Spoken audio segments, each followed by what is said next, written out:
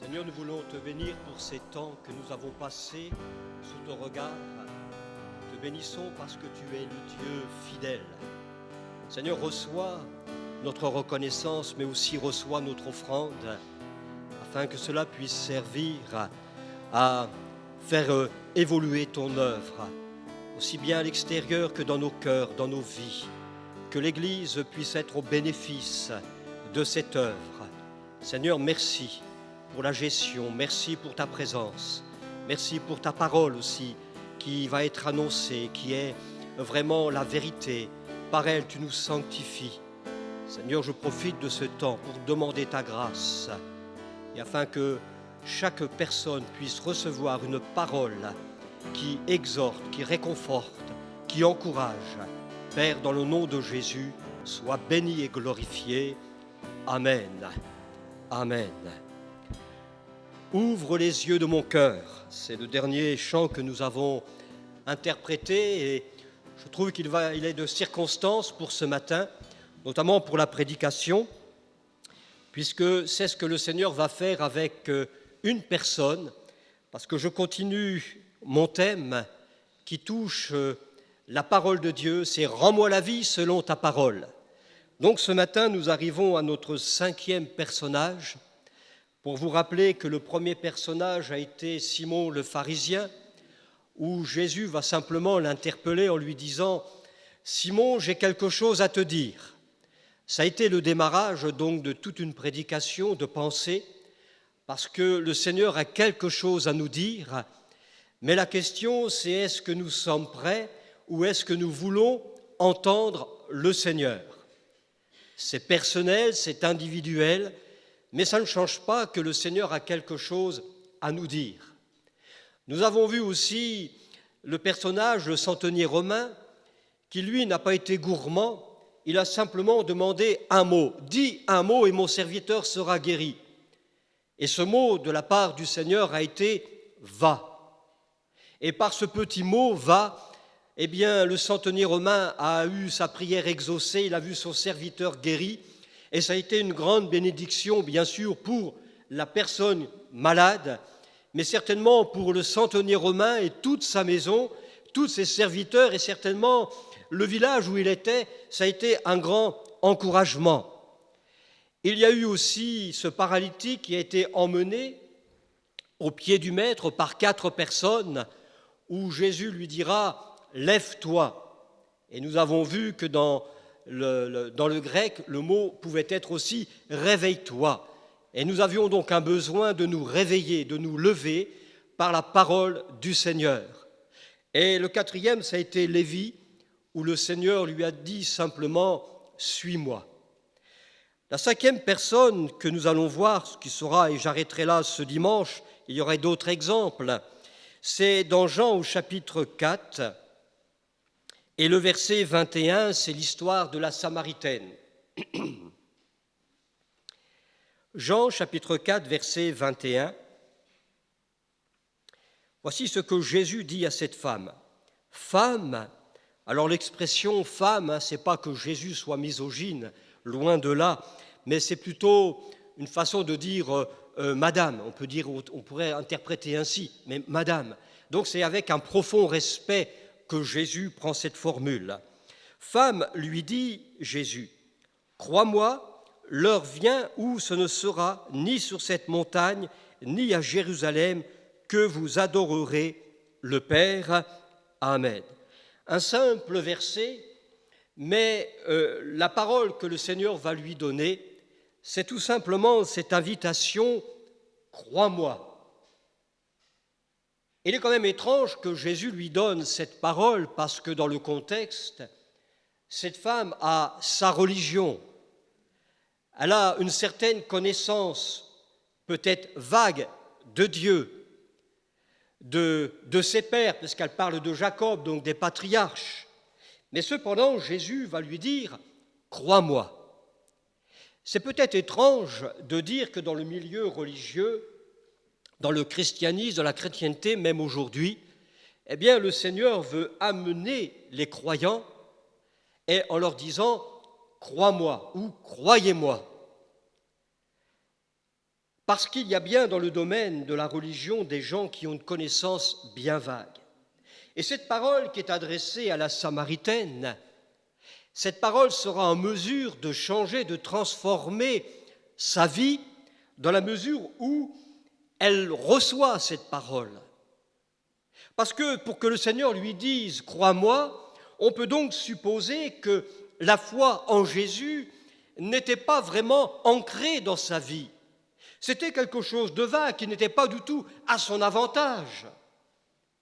Et là, nous voyons que Jésus veut interpeller cette femme comme il désire nous interpeller à mettre notre confiance en lui.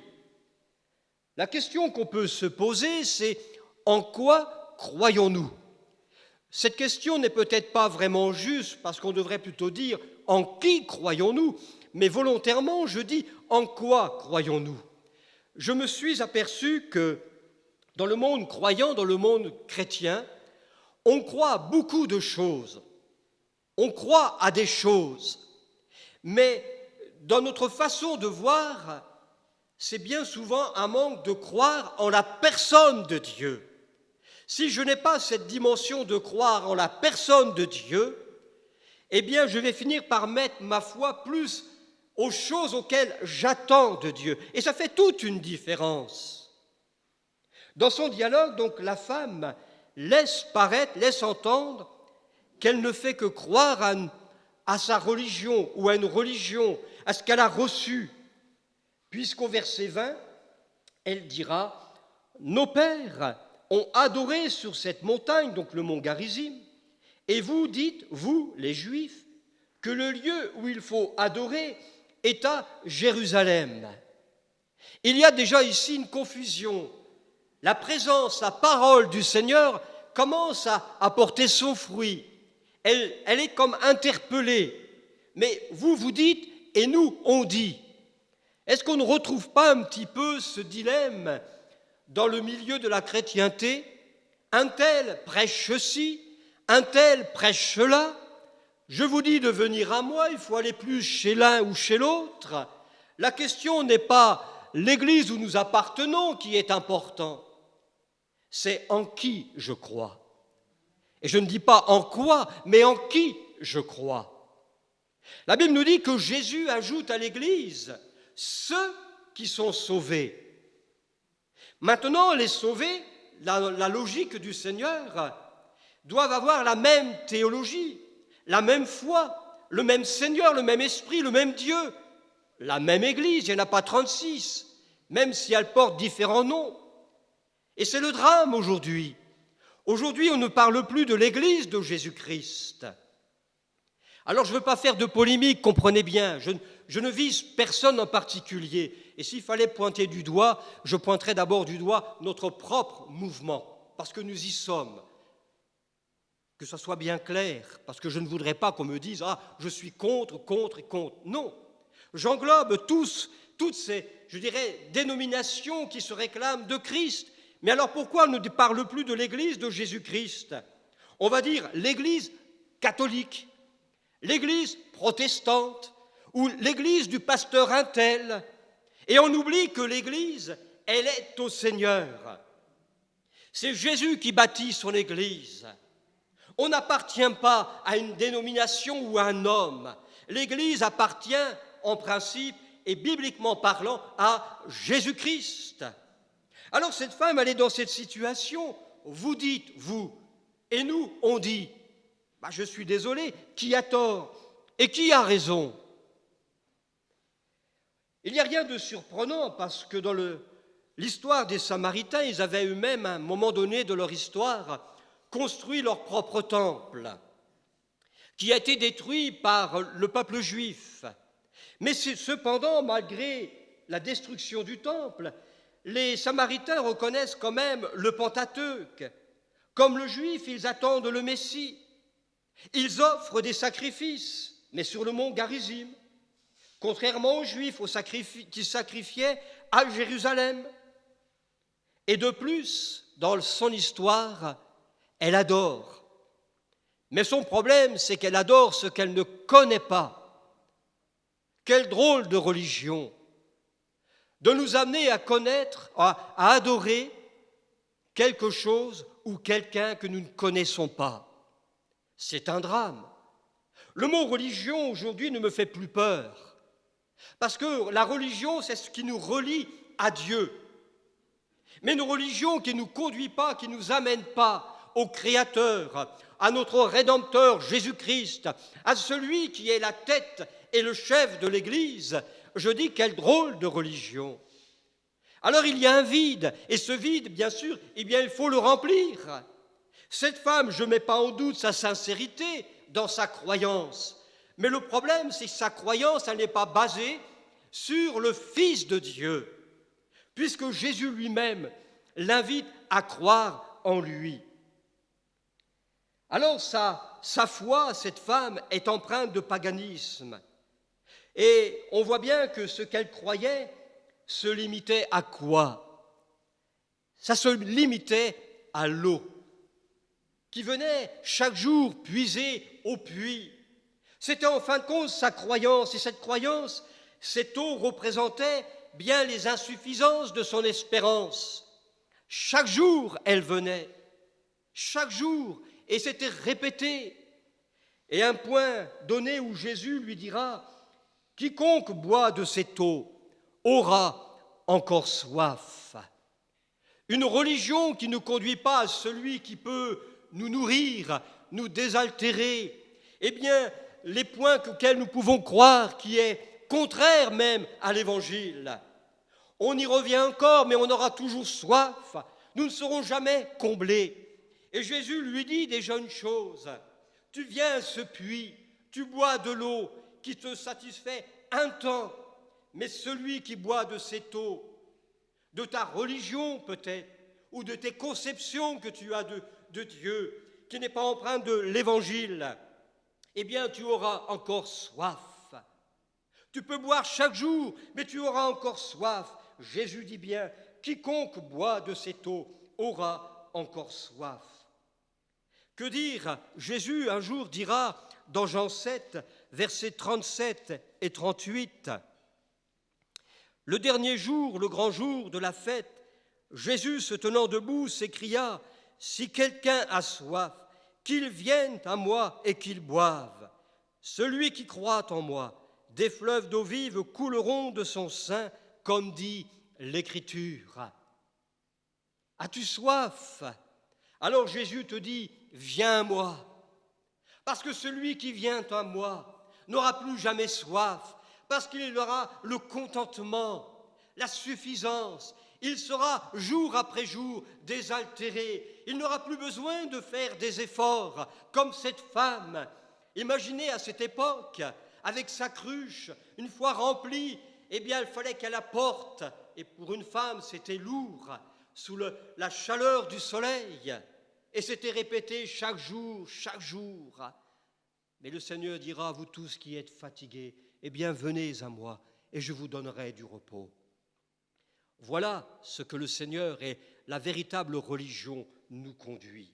Alors c'était pour elle une déception. Elle avait une conception de Dieu, mais les différents enseignements qu'elle pouvait avoir reçus ou entendre à droite et à gauche menaient en elle peut-être le trouble. Elle avait fait reposer sa foi aussi sur sa vie sentimentale. Et nous voyons que sa vie sentimentale a été aussi un échec. Elle essaye de combler le vide. Jésus lui dira au verset 17, quand il lui demande « Appelle ton mari », alors elle dira « Mais je n'ai point de mari ». Jésus lui dit « Tu as eu raison de dire « Je n'ai point de mari », car tu as eu 5 maris, et celui que tu as maintenant n'est pas ton mari. Et en cela, tu dis vrai. » Encore une déception, une faillite dans la vie de cette femme. Et ce qu'il y a d'extraordinaire, c'est que le Seigneur n'est pas en train de lui faire des reproches sévèrement. Au contraire, on voit qu'il y a de la compassion, il a un objectif. Il veut lui ouvrir les yeux de son cœur en ce qui concerne sa personne, son but, son œuvre. Parce qu'il sait que, quelle que soit la religion auquel nous appartenons, elle ne peut rien, cette religion. Si Christ n'est pas le centre de notre prédication, si Christ n'est pas le centre de notre cœur, si la croix n'est plus dans notre cœur, notre religion, elle est vaine. On est comme cette femme, on puise, mais on a toujours soif, au point où on s'épuise, on se décourage, on perd espoir. Mais Jésus va cheminer progressivement et va l'inviter à croire en lui. Mais il n'y va pas brutalement, il y va progressivement. Avant de donner cette parole, crois-moi, donc le Seigneur va d'abord l'amener à changer d'attitude en ce qui le concerne. Quelle est ma vision de la personne de Jésus? Qu'est-ce que je pense de lui? Qu'est-ce que je crois de lui? Et le problème est peut-être aussi là. Ce que je crois de lui, ce que je peux penser de lui, va influencer ma vie, même ma foi, et qui peut m'amener à être déçu. Parce que lorsque Jésus va se révéler, ne va pas se révéler comme moi je pensais. Et le risque, parce que ce n'est pas conforme à ma conception, alors c'est de dire, ce n'est pas de Dieu. Parce que moi je pense que Dieu ceci ou Dieu cela. Mais les pensées de Dieu sont au-dessus des nôtres. Ses voies ne sont pas les nôtres. Et ça a été un des pièges du peuple d'Israël. Ils avaient une notion du Messie. Ils croyaient au Messie. Mais ils avaient une vision du Messie qui n'était pas correcte. Et quand Jésus est venu, ils n'ont pas su le reconnaître, parce qu'il n'était pas selon leur conception. Ils s'attendaient à un Messie qui vienne les délivrer du joug romain, mais seulement il était venu avant tout pour nous délivrer du joug du péché. C'était la première chose que Jésus voulait faire. Mais ça, ils n'ont pas su le voir. Quelle est ma conception du Seigneur? Peut-être qu'en lisant des textes et quand Jésus dit une chose, je dis mais non, mais moi je vois ça autrement, c'est une erreur. Mais qui a tort et qui a raison? La Bible me dit que la parole de Dieu est la vérité. Jésus le dit lui-même, je suis la vérité. Alors ce qui est important, ce n'est pas toujours ce qu'on entend. Il faut quand même écouter, mais c'est ce que Jésus dit qui est important. Parce qu'il est la vérité. Alors il va d'abord dire une chose, au verset 7. Une femme de Samarie vint puiser de l'eau et Jésus lui dit, « Donne-moi à boire. » C'est étrange cette parole. Il aurait pu lui dire d'abord, « Crois-moi », mais d'abord il lui dit, « Donne-moi à boire. » Quand on réfléchit sur cette parole, nous voyons que le Seigneur va maintenant créer le dialogue. Il veut l'interpeller. Il demande à cette femme de lui donner quelque chose. C'était comme si ce matin le Seigneur demande à chacun d'entre nous, donne-moi. Mais qu'allons-nous lui donner? Nous savons qu'humainement parlant, nous n'avons rien à offrir au Seigneur. Lui, il a tout donné. Mais qu'ai-je à lui offrir? Alors vous me direz, ma louange, oui, mais autre chose. Qu'est-ce que je peux lui donner? Ma vie? Et parfois, ma vie, elle est tellement décevante. Est-ce que c'est satisfaisant pour le Seigneur, pour apaiser le Seigneur contre mes péchés? Et pourtant, Jésus va lui dire, donne-moi. Ça revient à ce que nous avons vu dans notre premier sujet avec Simon le pharisien, où il l'interpelle, Simon, j'ai quelque chose à te dire. C'est pas, dis-moi quelque chose, mais moi j'ai quelque chose à te dire. Et entre j'ai quelque chose à te dire, maintenant il nous dit, donne-moi. Nous avons vu que cette femme qui allait chaque jour puiser de l'eau, ça nous parlait des insuffisances, de sa faible espérance, l'insuffisance matérielle. Alors Jésus commence à lui dire, donne-moi quoi? Donne-moi ton quotidien. Donne-moi ton insuffisance. Parce qu'entre mes mains, tu vas trouver, satisfaction. Je vais prendre ce qui est un frein dans ta vie.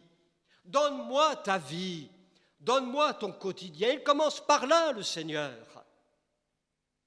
Parce qu'il sait très bien qu'on ne peut pas mettre notre foi comme il faut si on ne commence pas à se donner à lui, comme lui, il s'est donné à nous.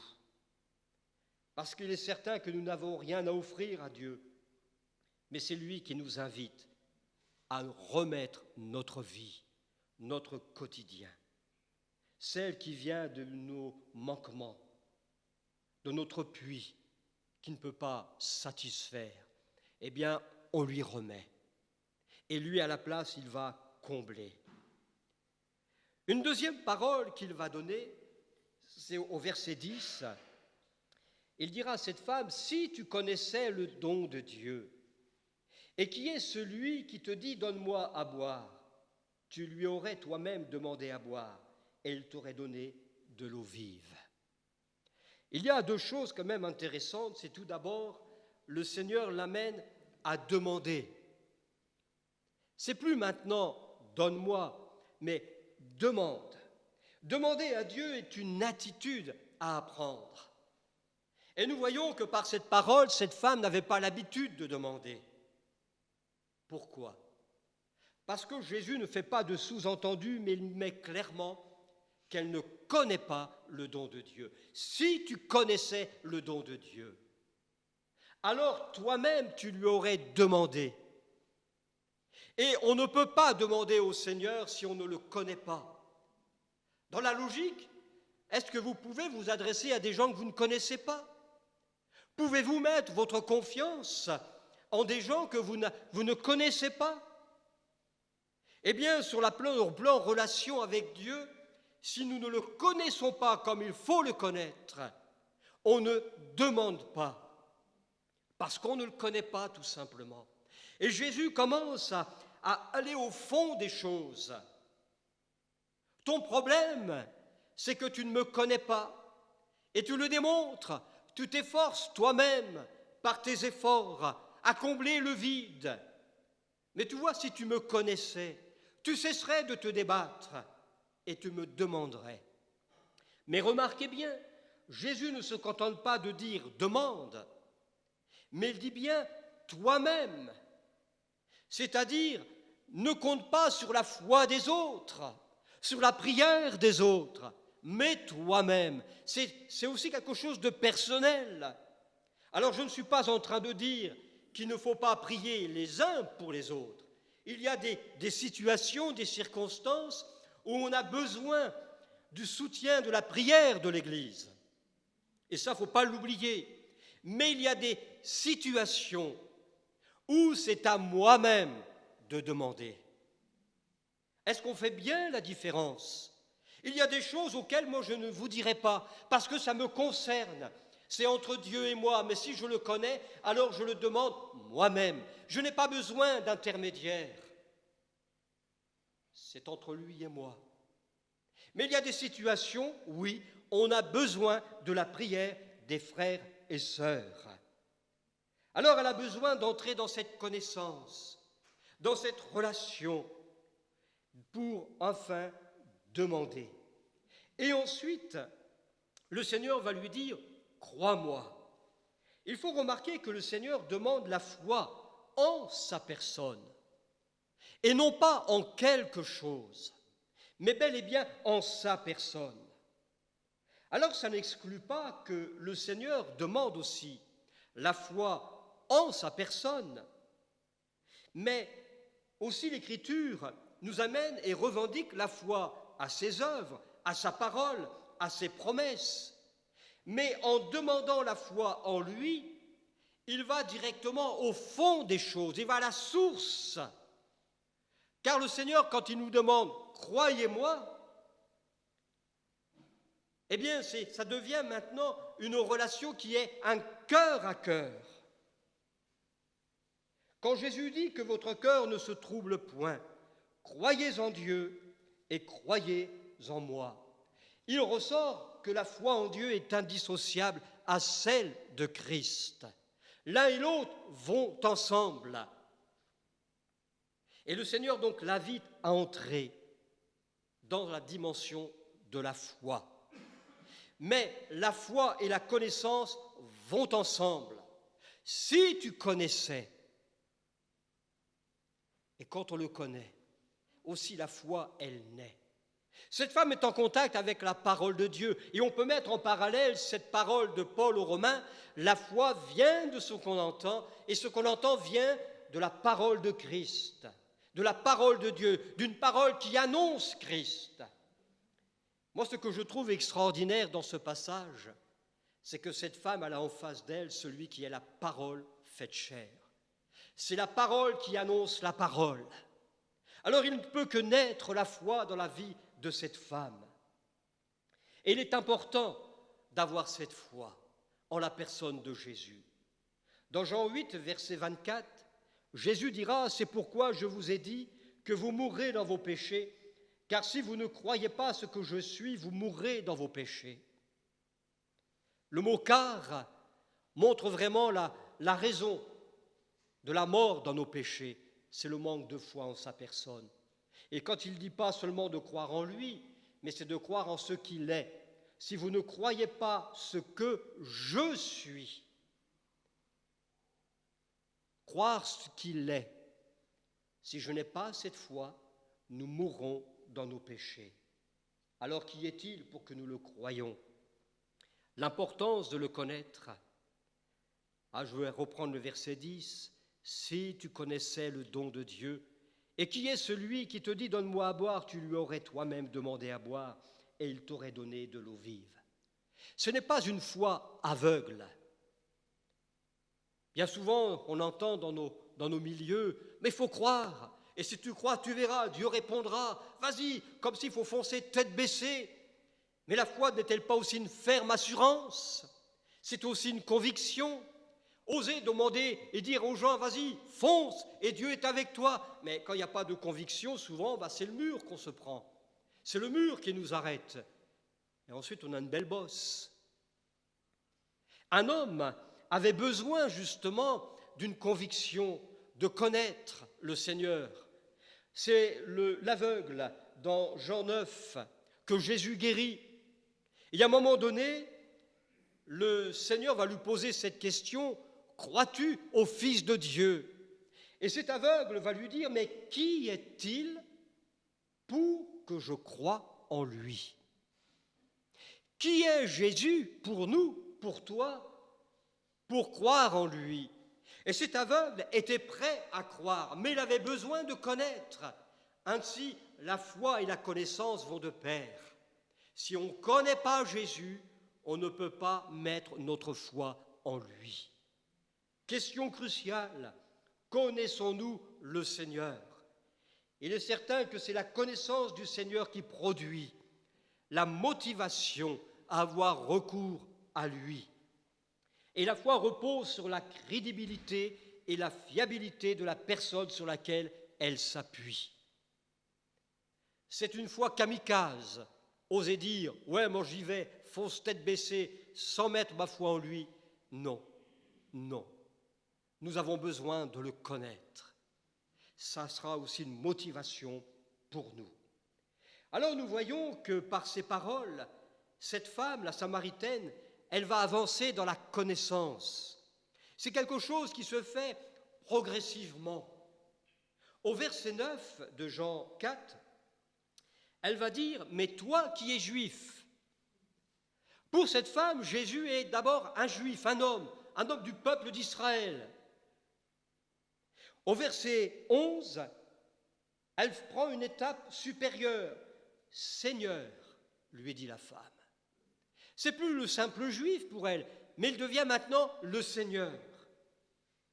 Au verset 12, « Es-tu plus grand que notre père Jacob ?»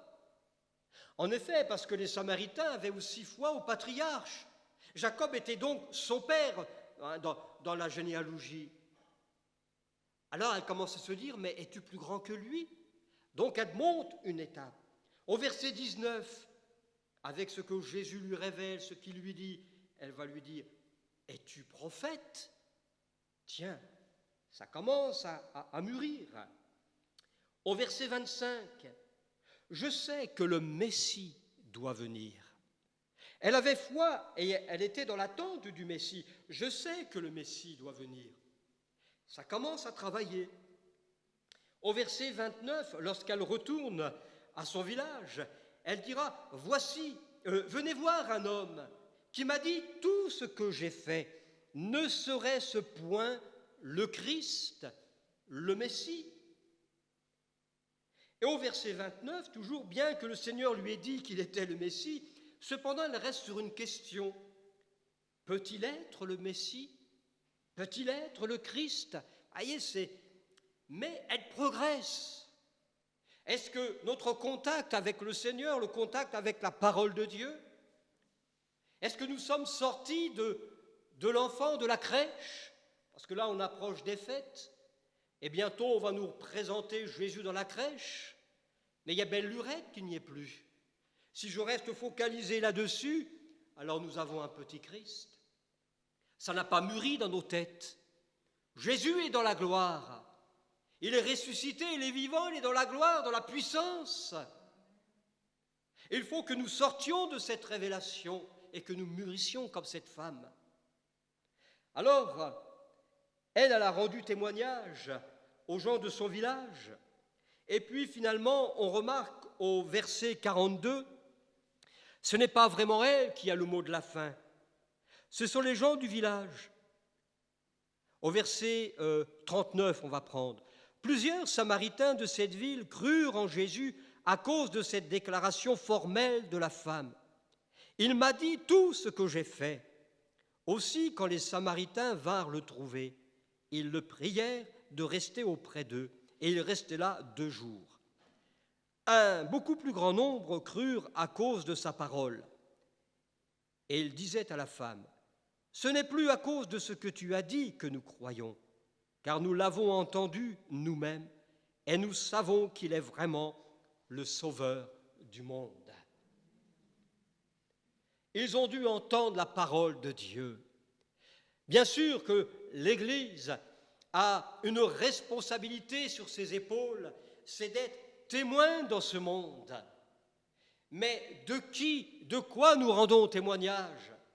Si nous n'évoluons pas dans la vision, dans la révélation de Jésus comme cette femme, qu'avons-nous à apporter au monde? Au fond, si nous apportons la véritable révélation de Jésus, si d'abord elle est dans notre cœur, cette révélation, alors le monde aura les yeux de leur cœur, leur conscience réveillée. Et comme ces Samaritains, à cause de la parole qu'ils vont lire, entendre, à cause de l'Évangile, eh bien ils croiront, non seulement parce qu'on a été des témoins, mais parce que Jésus, comme pour Simon le pharisien, a quelque chose à dire. Mais il faut pour cela que nous soyons en contact avec la parole. Cette femme, si elle a eu une révélation de Jésus, c'est à cause non pas de miracles seulement, mais de la parole de Dieu. La foi vient, elle vient de ce qu'on entend, et ce qu'on entend vient de la parole de Dieu. Chaque fois, je me pose la question, quand la prédication est donnée, quand nous prêchons l'Évangile, nous prêchons la parole de Dieu, là, toujours une question je me pose. A-t-elle eu un impact dans les cœurs? Je ne crois pas à une prédication sans effet. La parole de Dieu, elle est vivante, elle est efficace. Voyez cette femme, elle a reçu une semence. C'est rien une semence, mais c'est la semence de vie, la semence de la parole de Dieu. Et là, dans sa simplicité de son témoignage, elle a amené à la fois tout un village. Une semence, mais dans cette semence, il y a la puissance de Dieu. Et l'Écriture nous parle de la parole de Dieu comme étant une semence. Elle est dans notre cœur, mais elle a besoin de se développer. Et nous avons bien sûr besoin de la parole de Dieu. Par cette parole, eh bien, Dieu suscite des grâces et des bénédictions, parce que la foi en Christ, elle est là. Et dans la foi en Christ, nous avons la guérison, le pardon de nos péchés, la justification. Là où nous sommes faibles, nous retrouvons des forces. Nous avons le salut, la délivrance du péché, et nous pouvons avoir un accès auprès de Dieu. En effet, Paul dira en Éphésiens 3,12, « En qui nous avons, par la foi en Jésus, la liberté de nous approcher de Dieu et avec confiance. » Et quand on regarde cette histoire, eh bien, les villageois de Samarie se sont approchés avec confiance en Jésus. Parce qu'en lui, oui, nous pouvons avoir accès au trône de la grâce. Mais voilà, l'invitation du Seigneur à croire en lui nous amène, comment dire, au pied du mur. Lorsque Jésus dira à l'aveugle, dans Jean 9, 35, quand il apprit que cet aveugle avait été chassé, et malheureusement par les religieux de l'époque, parce que cet homme qui avait vécu une chose extraordinaire, il commençait à les enseigner, ces hommes, les élites du peuple, et ça ne leur a pas plu. Alors lui, il savait très bien ce qui s'était passé dans sa vie. Moi, j'aime bien son témoignage. Écoutez, moi je ne le connais pas, mais je sais une chose, j'étais aveugle, maintenant je vois. C'est clair, c'est net, précis, il y a la preuve, mais non, quand on ne veut pas croire, on ne croit pas. Il n'y a pas plus sourd qu'un sourd qui ne veut pas entendre, ou un aveugle qui ne veut pas voir. Lui, l'aveugle, il savait qu'il était aveugle. Mais il dit, maintenant, moi, je vois. Alors, vous pouvez dire ce que vous voulez, mais cet homme, moi, il m'a guéri. Et on voit qu'il y a eu aussi une progression dans sa vie. Et d'abord, c'est un homme pour lui, Jésus. Puis ensuite, ça devient un prophète. Et ensuite, ça devient le Fils de Dieu. Mais Jésus, après la guérison, quand il rencontre cet aveugle ou cet ancien aveugle, il lui dira simplement, après l'avoir rencontré, il lui dit, « Crois-tu au Fils de Dieu ?» Mon ami, tu as peut-être été guéri, tu as peut-être reçu une bénédiction par la grâce de Dieu. Par là, Dieu manifeste sa bonté, sa miséricorde, son amour pour toi. Mais la question maintenant n'est pas tant la bénédiction qu'on a reçue, mais au travers de cette bénédiction maintenant, crois-tu au Fils de Dieu? Voilà pourquoi, lorsque nous sommes bénis, c'est un peu être dos au mur. Maintenant, est-ce que je crois davantage? Maintenant, je deviens quelque part responsable. Qu'est-ce que je vais faire de cette grâce que j'ai reçue? Est-ce que je vais la laisser tomber à terre et la fouler aux pieds et continuer ma vie? Combien de gens ont été bénis? Combien de personnes ont été guéries dans leur corps, mais qui ne sont jamais venus à Christ, qui n'ont jamais cherché à mettre leur confiance ou croire à Jésus? Et pourtant, la question ici à l'aveugle, il dit, maintenant que tu as été guéri, moi je te pose une question beaucoup plus importante que ta guérison. Crois-tu au Fils de Dieu? Parce que de là va dépendre ton salut. Que dire de Marthe? Jean 11, verset 26. « Et quiconque vit et croit en moi ne mourra jamais. » Crois-tu cela? Il ne suffit pas d'avoir une connaissance théologique. La question cruciale, c'est crois-tu cela? Lorsque je lis cette parole écrite, inspirée, est-ce que je la crois? Est-ce que je crois les Écritures? Et qu'est-ce que Jésus dira à Philippe dans Jean 14, verset 10? « Ne crois-tu pas que je suis dans le Père et que le Père est en moi? » Le crois-tu?